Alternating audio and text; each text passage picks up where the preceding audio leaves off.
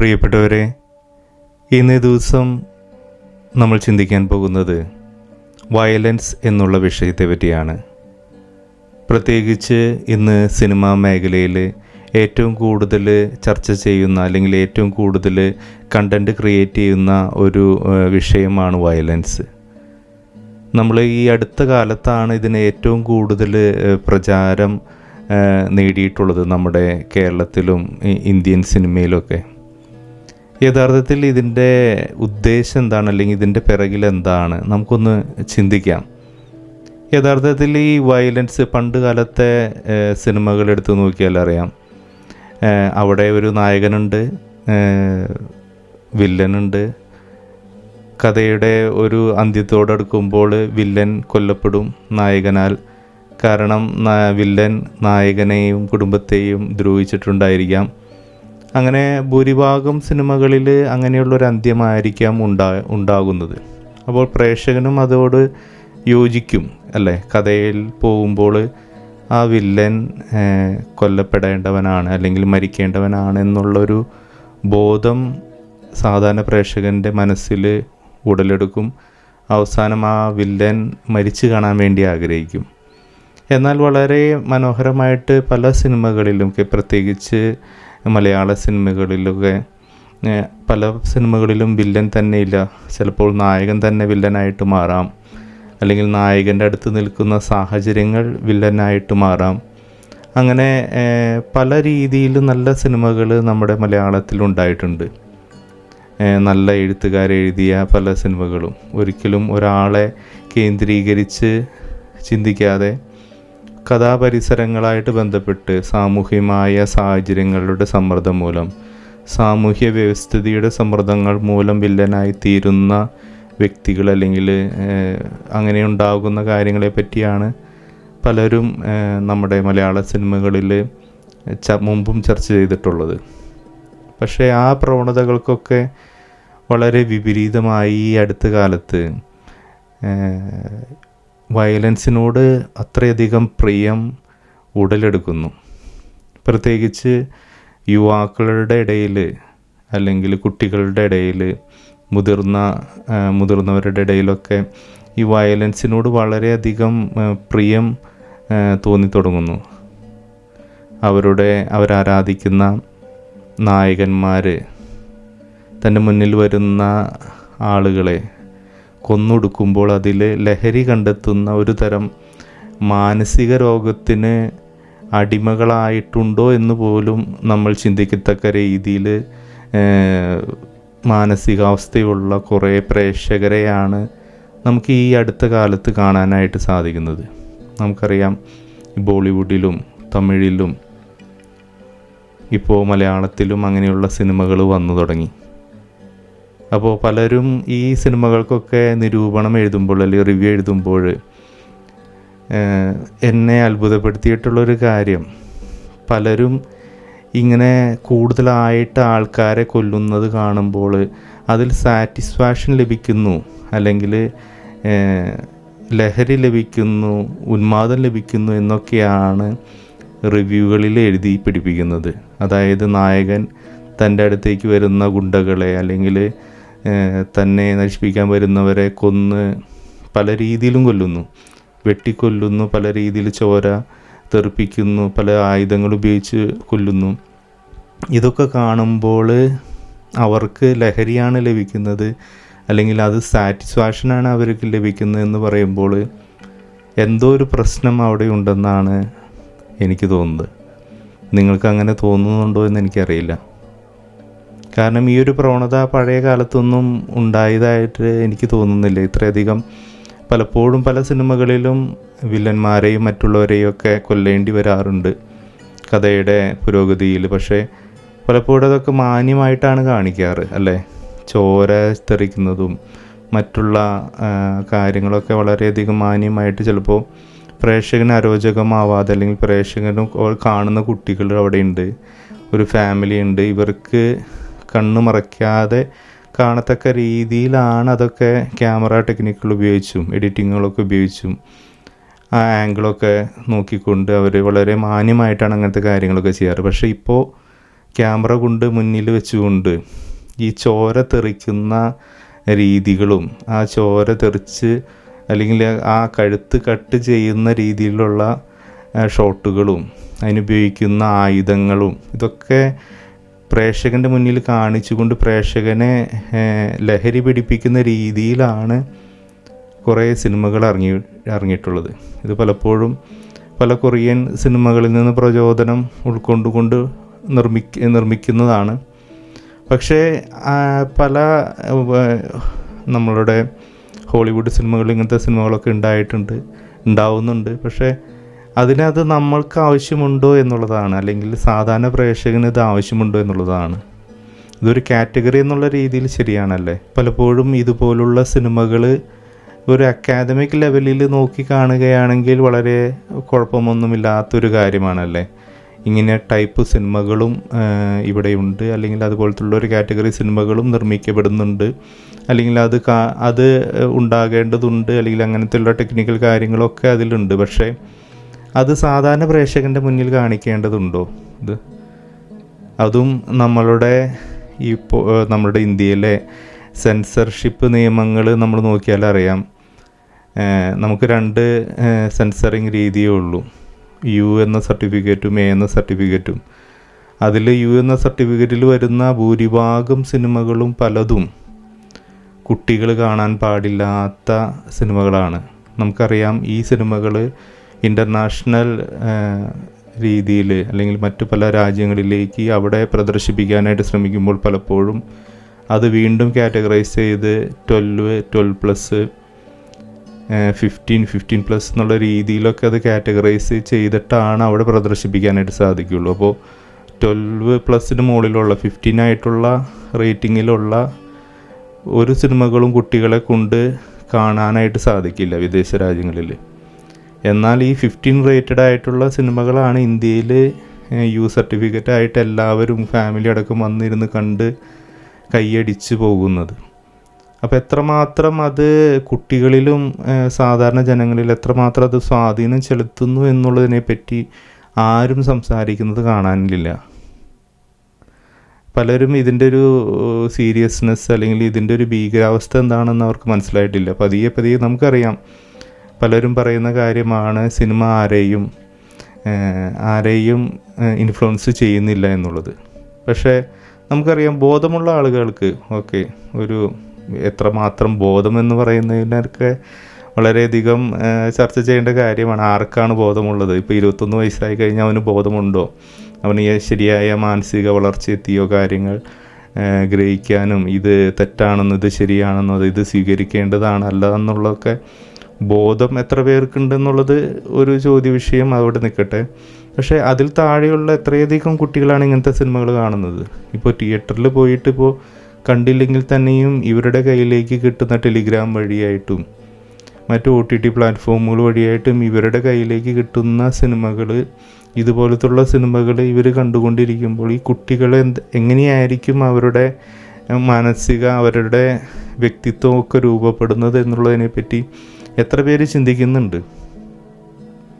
യഥാർത്ഥത്തിൽ നമുക്ക് ഇങ്ങനത്തെ ഒരു സിനിമകളുടെ ആവശ്യമുണ്ടോ? ഇത്രയധികം വയലൻസ് കുത്തി നിറയ്ക്കുന്ന, അല്ലെങ്കിൽ ഇത്രയധികം മനുഷ്യത്വമില്ലായ്മയെ പ്രോത്സാഹിപ്പിക്കുന്ന സിനിമകൾ പ്രദർശിപ്പിക്കേണ്ട ആവശ്യമുണ്ടോ യഥാർത്ഥത്തിൽ? ആ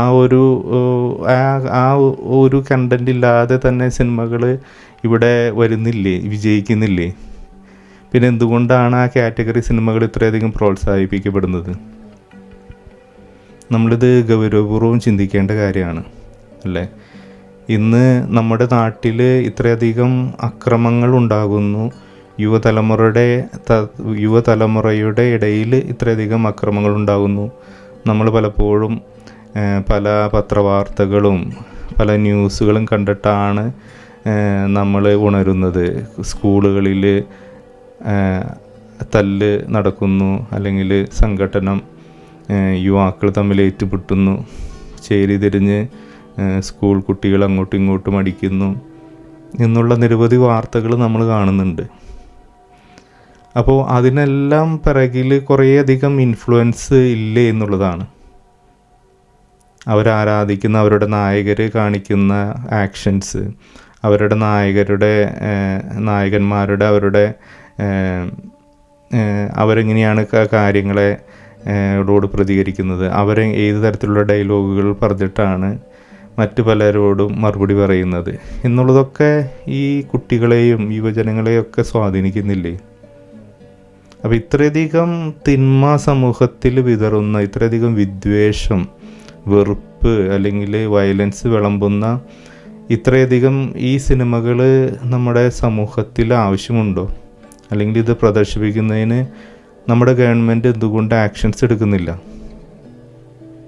കാര്യം ഇത് സർട്ടിഫിക്കറ്റ് ആണ് എന്ന് പറഞ്ഞുകൊണ്ട്, അല്ലെങ്കിൽ അങ്ങനെയുള്ള രീതിയിൽ ഇതിനെ കാറ്റഗറൈസ് ചെയ്ത്, അല്ലെങ്കിൽ ഇപ്പോൾ സർട്ടിഫിക്കറ്റ് തന്നെയായാൽ തന്നെയും അത് കുട്ടികളുടെ കയ്യിലേക്ക് എത്തുന്നുണ്ട്.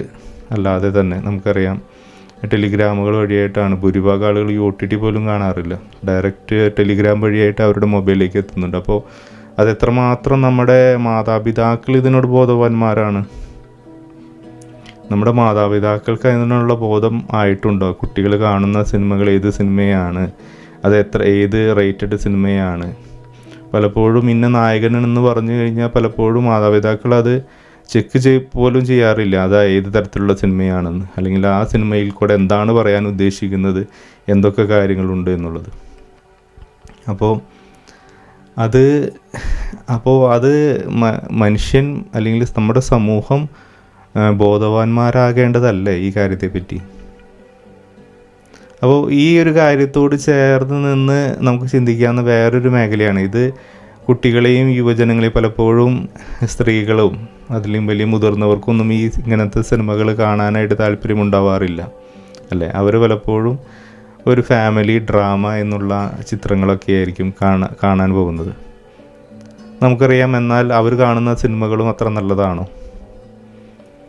പ്രത്യേകിച്ച് സ്ത്രീകൾ കാണുന്ന സീരിയലുകൾ നമുക്കറിയാം, പലപ്പോഴും ആർക്കും എല്ലാവരും ചർച്ച ചെയ്തിട്ടുള്ളൊരു കാര്യമാണ് സീരിയലുകൾ നല്ലതാണോ കുടുംബങ്ങൾക്ക് എന്നുള്ളത് അല്ലേ? ഇന്ന് സീരിയലുകൾ കാണാത്തവരായിട്ട് ആരുമില്ല. എല്ലാ തരത്തിലുള്ള സ്ത്രീകൾ, എല്ലാ പ്രായത്തിലുള്ള സ്ത്രീകളും ഒരു പരിധിവരെ പുരുഷന്മാരും മുതിർന്ന പുരുഷന്മാരൊക്കെ ഈ സീരിയലുകൾ കാണുന്ന ആളുകളാണ്.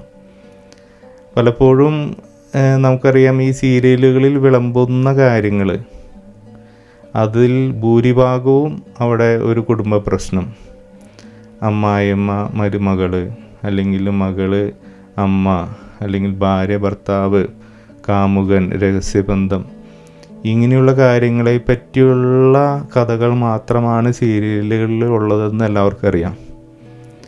അപ്പോൾ നമ്മൾ ഓരോ ദിവസവും എന്തൊക്കെ കാര്യങ്ങളാണ് ഇങ്ങനെ കേട്ടുകൊണ്ടിരിക്കുന്നത്. പലപ്പോഴും നമ്മൾ സീരിയൽ ഓണാക്കി വെച്ചുകൊണ്ട് നമ്മൾ വീട്ടിലിരിക്കുമ്പോൾ നമ്മൾ കേൾക്കുന്ന ഡയലോഗുകൾ കേൾക്കുമ്പോൾ തന്നെ നമ്മുടെ മനസ്സിന് വളരെയധികം അസ്വസ്ഥതകൾ സൃഷ്ടിക്കുന്നതാണ് അല്ലേ?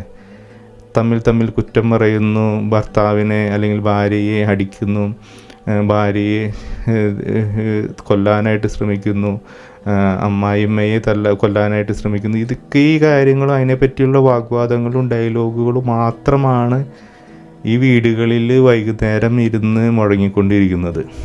അപ്പോൾ നമുക്കറിയാം, ഒരു കാര്യത്തെപ്പറ്റി നമ്മൾ എപ്പോഴും കേട്ടുകൊണ്ടിരുന്നാൽ അത് പതിയെ നമ്മളെ ഡ്രൈവ് ചെയ്യുന്ന ഒരു നിലയിലേക്ക് എത്തും. നമ്മുടെ ഉപബോധ മനസ്സിൽ അത് കയറിക്കൂടി നമ്മുടെ ചിന്തകളിലും നമ്മുടെ ഭാവനകളിലൊക്കെ അത് വരാനായിട്ട് തുടങ്ങും എന്നുള്ള കാര്യം സത്യം തന്നെയുള്ള ഒരു കാര്യം തന്നെയാണ്.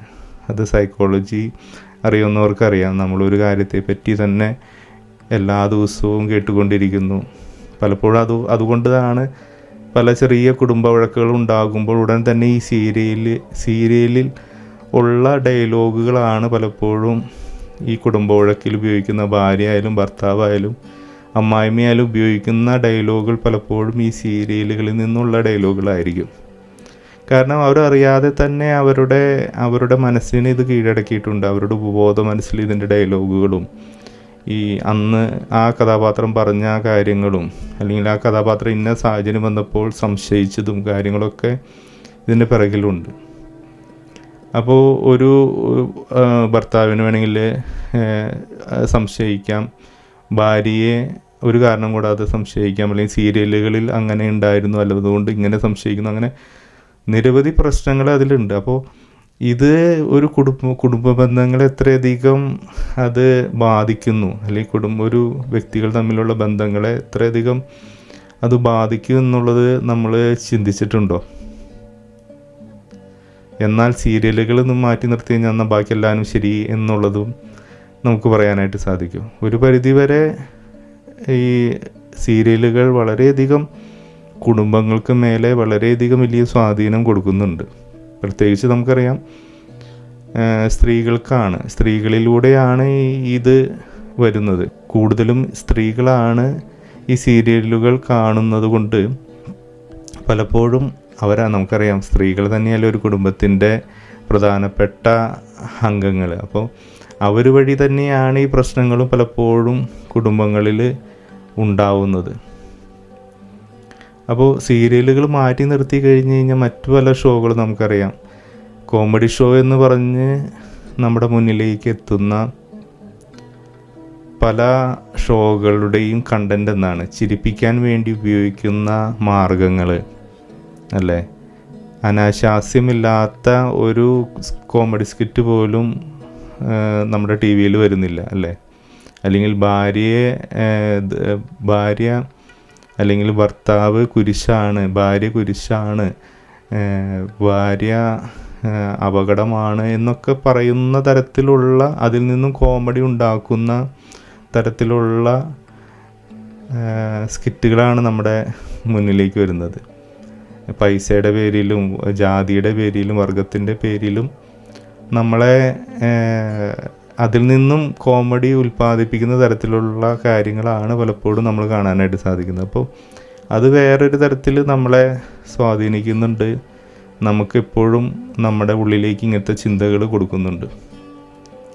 അപ്പോൾ അങ്ങനെ കുറേ നമ്മളെ സ്വാധീനിക്കുന്നുണ്ട്. അതോടൊപ്പം തന്നെ സോഷ്യൽ മീഡിയയിൽ കറങ്ങി നടക്കുന്ന പല കാര്യങ്ങളും നമ്മളറിയാതെ പലരും വിദ്വേഷം ജനിപ്പിക്കാൻ വേണ്ടി കൊണ്ട് പല അംഗീകൃത പ്ലാറ്റ്ഫോമുകൾ വഴിയായിട്ട്, അറിയപ്പെടുന്ന പ്ലാറ്റ്ഫോമുകൾ വഴിയായിട്ട് വരെ പല വാർത്തകളും നമ്മുടെ മുന്നിലേക്ക് എത്തിക്കുന്നു. അതിൽ പലപ്പോഴും നമുക്കറിയാം ഒരാൾ ചിലപ്പോൾ ഒരു മണിക്കൂർ പ്രസംഗത്തിൻ്റെ ഇടയിൽ ചിലപ്പോൾ അയാൾ അറിയാതെ ചിലപ്പോൾ ഏതെങ്കിലും ഒരു വാക്ക് അല്ലെങ്കിൽ ഏതൊരു സംഭവത്തെപ്പറ്റി ചിലപ്പോൾ പറഞ്ഞു പോയിട്ടുണ്ടാവാം. പലപ്പോഴും പലരും ചിലപ്പോൾ അയാൾ തന്നെ ചിലപ്പോൾ അതിനെപ്പറ്റി ഓർക്കേണ്ടതില്ല, ചിലപ്പോൾ അറിയാതെ തന്നെ അയാൾ ഉള്ളിൽ നിന്ന് വന്നു പോയതായിരിക്കാം.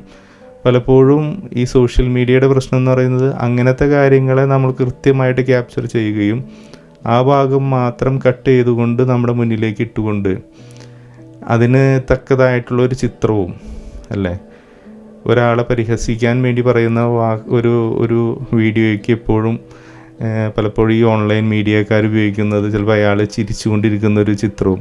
അപ്പോൾ ഇതൊക്കെ കാണുമ്പോൾ നമുക്കറിയാതെ തന്നെ അയാളോട് വെറുപ്പ് തോന്നിക്കുന്ന രീതിയിലാണ് ഇങ്ങനെയൊക്കെയുള്ള കാര്യങ്ങൾ ഉണ്ടാക്കിയെടുക്കുന്നത്.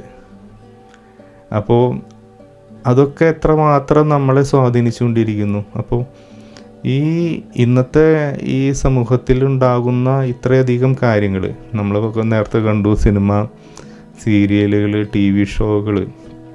അപ്പോൾ ഇത്രയധികം വിഷം ഇങ്ങനെ വീടുകളിൽ ഉണ്ടായിക്കൊണ്ടിരിക്കുകയാണ്. അപ്പോൾ ഇതിനെ നമുക്കറിയാം, ഇതല്ലാതെ മീഡിയകൾ ഉണ്ടായില്ല. പണ്ട് കാലത്ത് ഇതുപോലൊക്കെ തന്നെയാണ് മീഡിയ, പക്ഷെ ഇത്രയധികം ഉണ്ടോ എന്നുള്ള കാര്യത്തെപ്പറ്റി തർക്കമുണ്ട്. എന്നിരുന്നാൽ തന്നെയും പണ്ട് കാലത്ത് ഇതിനൊക്കെ സമയം ഉണ്ടായിരുന്നു അല്ലേ.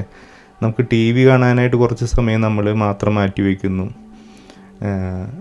അവിടെ മൊബൈൽ ഉണ്ടായിരുന്നില്ല, ഓരോരുത്തർക്കും പേഴ്സണലായിട്ട് പോയിരുന്ന് കാണാനുള്ള അവസരങ്ങൾ ഉണ്ടായിരുന്നില്ല. അതുപോലെ സോഷ്യൽ മീഡിയകൾ, ഇൻ്റർനെറ്റ് ഒന്നുമില്ല. അപ്പോൾ വളരെ ഫിൽറ്റേഡ് ആയിട്ടുള്ള, വളരെയധികം എഡിറ്റ് ചെയ്തിട്ടുള്ള, സെൻസർ ചെയ്തിട്ടുള്ള പല കാര്യങ്ങളാണ് ടി വിയിൽ കൂടെ അല്ലെങ്കിൽ ചാനലിലൂടെയായിട്ട് വന്നുകൊണ്ടിരുന്നത്. പക്ഷേ ഇന്ന് അതല്ല.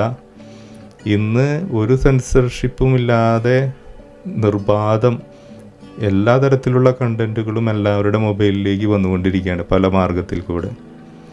അപ്പോൾ ഇത് നമ്മൾ നമ്മുടെ മാതാപിതാക്കളെങ്കിലും മുതിർന്നവരെങ്കിലും ഇത് ബോധവാന്മാരായിട്ട് തങ്ങളുടെ കുട്ടികളിൽ നിന്ന് ഇതൊക്കെ മാറ്റി നിർത്തേണ്ടത്, അല്ലെങ്കിൽ അവരിത് കാണുന്നുണ്ടോ, ഇങ്ങനെ അവരേതൊക്കെ ടൈപ്പ് പടങ്ങളാണ് അവർക്കിഷ്ടം, ഏതൊക്കെ കാര്യങ്ങളാണ് അവർക്കിഷ്ടം എന്നുള്ളത് പറ്റി മാതാപിതാക്കളെങ്കിലും ഒന്ന് ചിന്തിക്കാറുണ്ടോ? ഒന്ന് അവർ കാണുന്നതിനെ പറ്റി അവർ ചിന്തിക്കുന്നില്ല, അതോടൊപ്പം തന്നെ തങ്ങളുടെ കുട്ടികൾ എന്താണ് കാണുന്നതെന്നോ എന്താണ് അവർക്ക് ഇഷ്ടമുള്ളതെന്നോ അവർ ചിന്തിക്കുന്നില്ല. അപ്പോൾ ഇത് നമുക്കറിയാം, ടെക്നോളജിയെ പറ്റി പറഞ്ഞു കഴിഞ്ഞ് കഴിഞ്ഞാൽ എല്ലാവരും പറയും നിങ്ങളും ടെക്നോളജി ഉപയോഗിച്ചിട്ടല്ല ഈ കാര്യങ്ങളൊക്കെ. അപ്പോൾ വികസനം എന്ന് പറയുന്നത്, അല്ലെങ്കിൽ ടെക്നോളജിയൊക്കെ വന്നു, കണ്ടുപിടുത്തങ്ങൾ വന്നു, മനുഷ്യൻ്റെ ജീവിതം എളുപ്പമാക്കി എന്ന് പറയുമ്പോഴും ഈ ടെക്നോളജി കാരണം കൊണ്ട് മനുഷ്യൻ അനുഭവിക്കുന്ന പ്രശ്നങ്ങൾ, അല്ലെങ്കിൽ മനുഷ്യനെ അടിസ്ഥാനപരമായിട്ട് മനുഷ്യനെ തന്നെ ദ്രോഹിക്കുന്ന കാര്യങ്ങൾ നിരവധിയാണ് ഈ ടെക്നോളജികളിലും അല്ലെങ്കിൽ ഈ ഇതുപോലുള്ള സോഷ്യൽ മീഡിയ തുടങ്ങിയിട്ടുള്ള കാര്യങ്ങളിലും ഉള്ളത്. അപ്പോൾ അതെത്രമാത്രം മനുഷ്യൻ അത് മനസ്സിലാക്കുന്നു എന്നുള്ളതാണ് നമ്മൾ ചിന്തിക്കേണ്ട ഒരു കാര്യം. അപ്പോൾ തിരിച്ച് നമ്മൾ വരികയാണെങ്കിൽ ഈ വയലൻസ്, നമുക്കറിയാം ഈ വയലൻസ് ആണോ ഒരു കാര്യത്തിന് നമുക്ക് പരിഹാരം, അതിനെതിരെ പ്രവർത്തിക്കുന്ന, ഇപ്പോൾ ഒരാൾ നമ്മളെ ഉപദ്രവിച്ചു പോയി, പിന്നെ നമ്മൾ അയാളെ കണ്ടെത്തി വീണ്ടും അയാളെ നമ്മളോട് ചെയ്തതുപോലെ തന്നെ അയാളോട് തിരിച്ച് ചെയ്യുക എന്നുള്ളതാണോ യഥാർത്ഥമായിട്ടുള്ളൊരു പ്രതിവിധി? നമ്മൾ ജിസ് ജോയുടെ പടങ്ങൾ, ഫീൽ ഗുഡ് സിനിമകളിൽ കണ്ടുവരുന്ന ഡയലോഗാണ്, എതിരെ നിൽക്കുന്നവൻ്റെ മനസ്സൊന്നറിഞ്ഞാൽ മതി അവിടെ തീരും പ്രശ്നം എന്ന് പറയുന്ന, വളരെ കളിയാക്കിക്കൊണ്ടും പലപ്പോഴും വളരെ കോമഡി ആയിട്ടൊക്കെ പറയുന്നൊരു ഡയലോഗാണ്. പക്ഷേ യഥാർത്ഥത്തിൽ വളരെ വലിയൊരു സത്യം തന്നെയാണത്, അല്ലേ? ഞാനിത് മുമ്പും പറഞ്ഞിട്ടുണ്ട് നമ്മളുടെ വീഡിയോകളിൽ. ഒരാൾ കുറ്റവാളിയാകുന്നത്, അല്ലെങ്കിൽ ഒരാളൊരു ക്രിമിനൽ ഒരു കുറ്റം ചെയ്യുന്നത് പലപ്പോഴും അയാളത് അറിയാതെയാണ്. ചിലപ്പോൾ അയാൾക്ക് ആ കാര്യത്തെപ്പറ്റി വ്യക്തമായിട്ടുള്ള ബോധമോ ഗൗരവബോധമോ ഒന്നും ഉണ്ടാകണമെന്നില്ല. രണ്ടാമത് ആ വ്യക്തി വളർന്നു വന്ന സാഹചര്യം, അല്ലേ? ഇതൊന്നും നമ്മൾ ആ സമയത്തൊന്നും ചിന്തിക്കാൻ പോലെയല്ലേ. ഇതിപ്പോൾ നമ്മുടെ കുടുംബത്തിൽ, എൻ്റെ കുടുംബത്തിൽ അത് നടന്നു കഴിഞ്ഞാൽ ചിലപ്പോൾ എൻ്റെ ഉള്ളിൽ എപ്പോഴും അയാൾക്കെതിരെയുള്ളൊരു കോപമായിരിക്കാം മുന്നോട്ട് വരുന്നത്. കാര്യം ശരിയാണ്, ഞാനും അങ്ങനെ തന്നെയായിരിക്കും ചിലപ്പോൾ പ്രതികരിക്കാൻ പോകുന്നത്. പക്ഷേ നമ്മൾ യഥാർത്ഥത്തിൽ ചിന്തിക്കേണ്ട ഒരു കാര്യം ഇതാണ്. ആ വ്യക്തി രൂപപ്പെട്ടു വന്നത് ചിലപ്പോൾ നമ്മൾ ഇന്ന് നല്ല രീതിയിൽ നമ്മൾ ചിന്തിക്കും, ഞാൻ ആരെയും ഉപദ്രവിക്കാൻ പോയില്ലല്ലോ, പിന്നെ എന്തിനാണ് അയാൾ എന്നെ ഉപദ്രവിച്ചത്? ഞാൻ ആരെയും ഒന്നും ചെയ്യാൻ പോയില്ല, പക്ഷേ എന്തുകൊണ്ട് എന്നെ ഉപദ്രവിച്ചു? അപ്പോൾ അതിനുള്ള പണിഷ്മെൻ്റ് അയാൾ ലഭിക്കുന്നു. പക്ഷേ നമ്മളൊന്ന് ചിന്തിച്ച് നോക്കാം, നമ്മളെപ്പോലെയുള്ളൊരു കുടുംബം അല്ലെങ്കിൽ നമ്മളെപ്പോലെയുള്ളൊരു ജീവിത സാഹചര്യം ആയിരിക്കില്ല ആ വ്യക്തിക്കുണ്ടായിരുന്നത്, അല്ലേ? പലപ്പോഴും ഒരു വാർത്തയിൽ തമിഴ്നാട്ടിൽ ഒരു സ്ത്രീ തങ്ങളുടെ കുട്ടിയെ കൊന്നുകൊണ്ട്, രണ്ട് കുട്ടികളെ കൊന്നുകൊണ്ട് കാമുകൻ്റെ കൂടെ ഒളിച്ചോടിയ ഒരു ന്യൂസ് വളരെയധികം 2-3 വർഷങ്ങൾക്ക് മുമ്പ് വളരെയധികം വാർത്താ പ്രാധാന്യം നേടിയ ഒരു സംഭവമായിരുന്നു. അപ്പോൾ ആ സംഭവത്തിന് ശേഷം ആ സ്ത്രീയെ കണ്ടുമുട്ടി, ആ സ്ത്രീയെ കണ്ടെത്തി, ആ സ്ത്രീയെ പറ്റി പിന്നീട് ഒരു പത്രവാർത്തയിൽ ഇങ്ങനെ വന്നു, ആ സ്ത്രീ എന്ന് പറയുന്നത് വളരെ ചെറുപ്പം മുതലേ വളരെയധികം പീഡനങ്ങളും വളരെയധികം ദുരുപയോഗങ്ങൾക്കൊക്കെ കാരണമായ, അല്ലെങ്കിൽ ദുരുപയോഗങ്ങൾക്ക് വിധേയപ്പെട്ടുകൊണ്ട് ജീവിക്കേണ്ട വന്ന ഒരു കുടുംബത്തിൽപ്പെട്ട ഒരു സ്ത്രീയാണ് എന്നുള്ളതൊക്കെ അതിന് പിന്നീട് ഒരു പത്രവാർത്തയിൽ ഇങ്ങനെയൊക്കെ ആ സ്ത്രീയെ പറ്റിയൊക്കെ പറയുകയുണ്ടായി. അപ്പോൾ പലപ്പോഴും ഓരോരുത്തരുടെയും സ്വഭാവം അല്ലെങ്കിൽ വ്യക്തിത്വം രൂപീകൃതമാകുന്നത് അവരവരുടെ ജനിക്കുമ്പോൾ മുതൽ തന്നെയാണ്. പലപ്പോഴും നല്ലൊരു അമ്മ, അല്ലേ, നമ്മളെപ്പോലെയൊക്കെയുള്ള നല്ലൊരു അമ്മമാർ ചിലപ്പോൾ ആ വ്യക്തിക്കും ഉണ്ടാവണമെന്നില്ല. തെരുവിൽ കിടന്നുകൊണ്ട് ജീവിക്കേണ്ടി വരുന്ന, അല്ലെങ്കിൽ തെരുവിൽ ജനിക്കേണ്ടി വരുന്ന ഒരു കുട്ടി ചെറുപ്പം മുതലേ ചൂഷണങ്ങൾക്കും മറ്റുള്ളവരുടെ ഉപദ്രവങ്ങൾക്കും മറ്റുള്ളവരുടെ പ്രതികരണങ്ങൾക്കൊക്കെ വിധേയപ്പെട്ടുകൊണ്ട് ജീവിക്കേണ്ട ഒരു കുട്ടിയുടെ ചിലപ്പോൾ വ്യക്തിത്വം ഒരു ക്രിമിനൽ വ്യക്തിയായി തീർന്നിട്ടുണ്ടായിരിക്കാം. അപ്പോൾ അയാൾ ചെയ്യുന്ന പ്രവൃത്തി ഒരിക്കലും ശരിയെന്ന് നമ്മൾ ആരും പറയുന്നില്ല അല്ലേ. ഒരു വ്യക്തി ഒരു തെറ്റ് ചെയ്തു കഴിഞ്ഞാൽ അത് തെറ്റ് തന്നെയാണ് അല്ലേ. പക്ഷേ അതിൻ്റെ കാരണക്കാരൻ യഥാർത്ഥത്തിൽ ആ വ്യക്തി തന്നെയാണോ? അതിനെ പലപ്പോഴും നമ്മൾ തിരിഞ്ഞു നോക്കുമ്പോൾ സമൂഹത്തിന് വലിയ പങ്കുണ്ടായിരിക്കാം, അല്ലെങ്കിൽ വ്യക്തിയെ അതുപോലെ ആക്കിയ വേറൊരു ഗ്രൂപ്പ് ഉണ്ടായിരിക്കാം, മതമുണ്ടായിരിക്കാം, അവിടെ രാഷ്ട്രീയമുണ്ടായിരിക്കാം, നിരവധി പ്രശ്നങ്ങളാണ് അവിടെ ഉള്ളത്. അപ്പോൾ നമുക്ക് ആർക്കും, ഞാൻ പറഞ്ഞു വരുന്ന ഇതാണ്, നമുക്ക് ആർക്കും ആർക്കെതിരെയും ശിക്ഷ നടപ്പിലാക്കാനുള്ള യോഗ്യതയില്ല.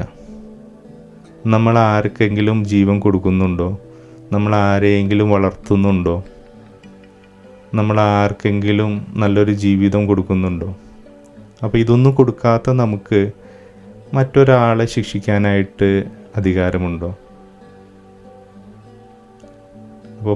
അപ്പോൾ അതുകൊണ്ടാണ് പലപ്പോഴും പറയാറുള്ളത്, ഈ പ്രതികാരം എന്നുള്ളത് അല്ലെങ്കിൽ ഈ ശിക്ഷ കൊടുക്കുക എന്നുള്ളത് ദൈവത്തിൻ്റെ ഒരു ധർമ്മമാണ് എന്നുള്ളത്. ദൈവം ഉണ്ട് എന്ന് വിശ്വസിക്കുന്നവർ അതിൽ വിശ്വസിക്കല്ലാത്തവരിൽ ചിന്തിക്കാം, ഇതിന് കാരണമായിട്ടുള്ള ഒരു പ്രപഞ്ചം എന്ന പേരിൽ വേണമെങ്കിൽ നിങ്ങൾക്കത് വിശ്വസിക്കാം. ഈ പ്രപഞ്ചത്തിനായിരിക്കാം അതിനുള്ള യോഗ്യതയുള്ളത്, ഒരാളെ ശിക്ഷിക്കാനുള്ള യോഗ്യത. കാരണം അതാണ് ആ വ്യക്തിയെ വളർത്തുന്നതും ആ വ്യക്തിയെ പറ്റി യഥാർത്ഥത്തിൽ മനസ്സിലാക്കിയിരിക്കുന്നത് ആ പ്രപഞ്ചത്തിനോ ആ ദൈവത്തിനോ മാത്രമായിരിക്കാം. അപ്പോൾ ചിലപ്പോൾ ആ വ്യക്തിക്കായിരിക്കണമെന്നില്ല അതിൻ്റെ കുറ്റം പോകുന്നത് അല്ലേ. അതിൻ്റെ കുറ്റവും അതിൻ്റെ ശിക്ഷ കൊടുക്കേണ്ടത് ചിലപ്പോൾ ആ സമൂഹത്തിനോ അവരുടെ മാതാപിതാക്കൾക്കോ ആയിരിക്കാം. അപ്പോൾ അതുകൊണ്ടാണ് നമ്മൾ ഇങ്ങനെ ചിന്തിക്കേണ്ടത്, ഒരു വ്യക്തിയുടെ മേലുള്ള ശിക്ഷ നടപ്പിലാക്കേണ്ടത് നമ്മളല്ല. അപ്പോൾ അതുകൊണ്ട് തന്നെയാണ് ഈ വയലൻസ് ഉള്ള സിനിമകളിൽ കാണിക്കുന്ന രീതിയിലല്ല നമ്മുടെ ജീവിതം നമ്മൾ ജീവിക്കേണ്ടതല്ലേ. ഒരാൾ നമുക്കെല്ലാവർക്കും നമ്മളുടെ നേരെ വരുന്ന ഏതൊരു തിന്മയ്ക്കെതിരെയും പ്രതികരിക്കാനായിട്ട് അധികാരമുണ്ട്. അല്ലെങ്കിൽ നമ്മുടെ സുരക്ഷയും നമ്മുടെ കൂടെയുള്ളവരുടെ സുരക്ഷയും നമ്മൾ ഉറപ്പാക്കേണ്ടതുണ്ട്. അതിനുവേണ്ടി ചിലപ്പോൾ നമുക്ക് പല ബലപ്രയോഗങ്ങൾ നടത്തേണ്ടി വരും. പക്ഷേ അൾട്ടിമേറ്റായിട്ട് ഒരാൾക്കെതിരെ ശിക്ഷ നടപ്പിലാക്കാനുള്ള ഒരു അധികാരവും ഒരു യോഗ്യതയും നമുക്ക് ആർക്കുമില്ല. പലപ്പോഴും നമ്മുടെ നീതിന്യായ, നമ്മൾ വിചാരിക്കും കോടതിയുണ്ട്, നീതിന്യായ വ്യവസ്ഥകളുണ്ട്, അതിൽ നിന്നെല്ലാം അയാൾക്ക് ഉചിതമായിട്ടുള്ള ശിക്ഷ ലഭിക്കുന്നുള്ളത്. പലപ്പോഴും എനിക്ക് തോന്നിയിട്ടില്ല കോടതികളിൽ യഥാർത്ഥത്തിൽ അതിൻ്റെ കാരണക്കാരായ വ്യക്തികൾക്കാണോ ഈ ശിക്ഷ ലഭിക്കുന്നു എന്നുള്ളത്. പലപ്പോഴും ആ വ്യക്തിയെ, ചിലപ്പോൾ കുറ്റം ചെയ്ത വ്യക്തിയായിരിക്കും പിടിച്ചുകൊണ്ടുപോയി ജയിലടയ്ക്കുന്നതും ആ വ്യക്തിക്ക് ചിലപ്പോൾ തൂക്കുകയർ കൊടുക്കുന്നതൊക്കെ കാര്യം ശരിയായിരിക്കാം. പക്ഷേ ആ വ്യക്തിയെ അതുപോലെ ആക്കിയ സമൂഹത്തിന് ആര് ശിക്ഷ വിധിക്കുന്നു? അതിന് ശിക്ഷ നടപ്പിലാക്കുന്നു? അല്ലെങ്കിൽ അതിൻ്റെ സാഹചര്യങ്ങൾക്കെതിരെ ആര് പ്രവർത്തിക്കുന്നു? അപ്പോൾ അതൊന്നും നമ്മൾ കണക്കിലെടുക്കുന്നില്ല. അതുകൊണ്ടാണ് പലപ്പോഴും നമ്മളുടെ ജഡ്ജ്മെൻറ്റും നമ്മുടെ ശിക്ഷാ രീതികളൊന്നും യഥാർത്ഥത്തിൽ ശരിയല്ലാതായി തീരുന്നത്. അപ്പോൾ അങ്ങനെ നോക്കുകയാണെങ്കിൽ ആർക്കെതിരെ നമുക്ക് കുറ്റം വിധിക്കാനായിട്ട് സാധിക്കും? ഈ മനുഷ്യരെ ഇതുപോലുള്ള തിന്മകൾക്ക് അടിമപ്പെടുത്തുകയും മനുഷ്യർ തമ്മിൽ വിദ്വേഷമുണ്ടാക്കുകയും ഒരാൾക്ക് മറ്റൊരാൾക്കെതിരെ തിരിയാനായിട്ട് പ്രേരിപ്പിക്കുകയും ഇത്രയധികം സമൂഹത്തിൽ അരക്ഷിതാവസ്ഥയും സൃഷ്ടിക്കുകയും ചെയ്യുന്നത് ആരാണ്?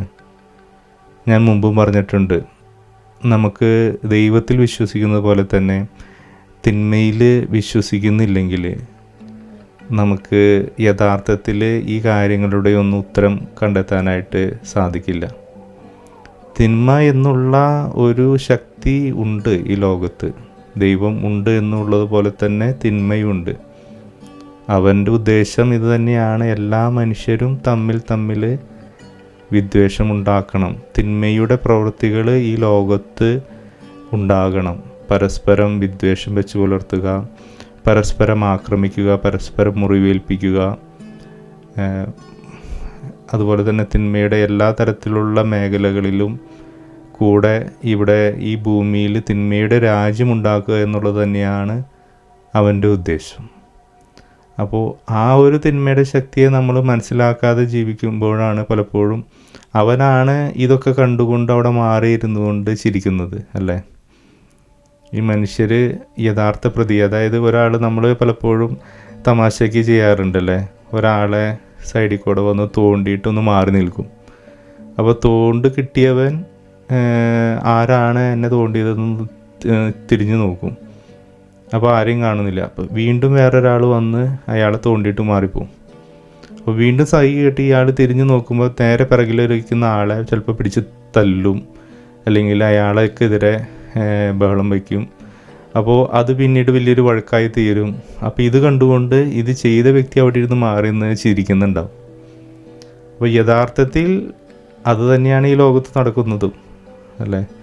മനുഷ്യരെ പരസ്പരം വെറുപ്പുണ്ടാക്കിച്ച്, വിദ്വേഷമുണ്ടാക്കിച്ച്, പരസ്പരം തല്ലുകൂടി ഒരുത്തനെ വേറൊരുത്തനെ കൊലപാതകിയാക്കി, പകയുണ്ടാക്കി, വെറുപ്പുണ്ടാക്കി, ഇതൊക്കെ മനുഷ്യരെ തമ്മിൽ അകറ്റുന്ന, തമ്മിൽ അക്രമികളാക്കുന്ന, കുറ്റക്കാരാക്കുന്ന വ്യക്തി ഈ തിന്മ തന്നെയാണ്. തിന്മയെന്ന് പറയുന്ന, പിശാചെന്ന് പറയുന്ന തിന്മയുടെ ശക്തി തന്നെയാണ്. അപ്പോൾ അതും നമ്മൾ മനസ്സിലാക്കാതെ പോവുകയാകുമ്പോഴാണ് നമുക്ക് തെറ്റുപറ്റുന്നത്. ആ തിന്മയുടെ ശക്തി തന്നെയാണ് ഇന്ന് പല രീതിയിലും, ഇപ്പം നേരത്തെ പറഞ്ഞ ഈ വയലൻസിനോട് ഇത്രയധികം മനുഷ്യർക്ക് പ്രിയമുണ്ടാക്കുന്നതും സോഷ്യൽ മീഡിയകളിലും സിനിമയിലും സീരിയലുകളിലൊക്കെ അവൻ്റെ അജണ്ടകളാണ് നടന്നുകൊണ്ടിരിക്കുന്നത്. പലപ്പോഴും ഇങ്ങനെയൊക്കെ പറയുമ്പോൾ പലർക്കും അതൊരു തമാശയാണ്, അല്ലേ? എല്ലാത്തിൻ്റെയും പിറകിൽ പിശാചാണ്, പിശാച് അവിടെ നിന്ന് ചെയ്യുന്നു. പക്ഷേ ഈ ആത്മീയ ലോകത്തെപ്പറ്റി മനസ്സിലാക്കാത്തവർക്കാണ് ഇത് മനസ്സിലാകാതിരിക്കുന്നത്. പക്ഷേ യഥാർത്ഥത്തിൽ ഓരോ ഈ ഭൂമിയിൽ നടക്കുന്ന എല്ലാ കാര്യങ്ങളുടെയും പിറകിൽ ഒരു തിന്മയുടെ ശക്തിയും ഒരു നന്മയുടെ ശക്തിയും തന്നെയുണ്ട്. അപ്പോൾ അത് നമ്മൾ മനസ്സിലാക്കിക്കൊണ്ട് നമ്മളെ പ്രേരിപ്പിക്കുന്ന ഘടകം എന്താണ്, നന്മയാണോ തിന്മയാണോ എന്ന് വിവേചിച്ചറിയേണ്ടതാണ് ഓരോ വ്യക്തിയുടെയും കടമ. അപ്പോൾ കൂടുതൽ നന്മ ചെയ്യാനായിട്ട് നമുക്ക് ശ്രമിക്കാം, തിന്മയായിട്ടുള്ളതിനെ നമ്മുടെ ജീവിതത്തിൽ നിന്ന് എടുത്തു നിൽക്കാം. അതുപോലെ തന്നെ ഈ തിന്മയുടെ പ്രവർത്തനങ്ങൾ, അതിനെ പ്രേരിപ്പിക്കുന്ന സാഹചര്യങ്ങളിൽ നിന്ന് നമുക്ക് ഒഴിഞ്ഞു നിൽക്കാം, അല്ലേ? ഒരു മനുഷ്യൻ ഇങ്ങനെ, ഞാൻ മുമ്പ് പറഞ്ഞു, ഇതുപോലുള്ളൊരു സിനിമ വയലൻസ്, മറ്റുള്ളവരെ കൊല്ലുന്നത് കാണുമ്പോൾ എഴുന്നേറ്റ് നിന്ന് കൈയടിക്കുന്ന ഒരു തലമുറ ഉണ്ടെങ്കിൽ അതിനർത്ഥം ആ തലമുറ അത്രയധികം അധംപതിച്ചു പോയി. അല്ലെങ്കിൽ അത് കാണുമ്പോൾ രോമാഞ്ചമുണ്ടാകുന്ന, ഹരം കൊള്ളുന്ന വ്യക്തികളുണ്ടെങ്കിൽ അതിനർത്ഥം നമ്മുടെ തലമുറ അതിനനുസരിച്ച് അധപതിച്ചു പോയി എന്ന് നമ്മൾ കരുതേണ്ടിയിരിക്കുന്നു. അപ്പോൾ നമ്മുടെ ഉള്ളിൽ പ്രവർത്തിക്കുന്ന ഈ തിന്മയുടെ അരൂപികളെ, തിന്മയുടെ പ്രവർത്തനങ്ങളെ, തിന്മയുടെ അജണ്ടകളെ നമുക്ക് മനസ്സിലാക്കാനായിട്ട് ശ്രമിക്കാം. അതിനോട് നോ പറയാം, അതിൽ നിന്ന് മാറി നിൽക്കാം. പരസ്പരം സ്നേഹിക്കാനും പരസ്പരം മനസ്സിലാക്കാനും സ്നേഹത്തിൻ്റെയും ക്ഷമയുടെയും പങ്കുവയ്ക്കലിൻ്റെയും ഒരു ജീവിതം നമുക്ക് നയിക്കാനായിട്ട് ശ്രമിക്കാം. Welcome to common sense.